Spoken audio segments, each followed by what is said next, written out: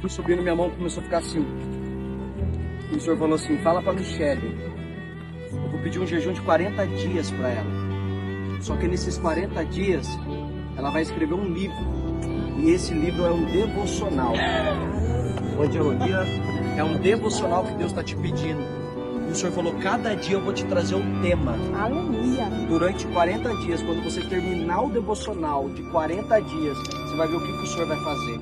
O Senhor está aprovando um devocional, um livro. 40 dias vai ser, e você vai fazer em 40 dias de jejum. E cada dia Deus vai te trazer o tema. E esse devocional vai mudar a vida de muita gente, muitas mulheres, muitas pessoas. E vai ser um livro. E é um dos primeiros de muitos que você vai fazer. 40 dias. Eu vi você escrevendo. Se prepara em nome de Jesus.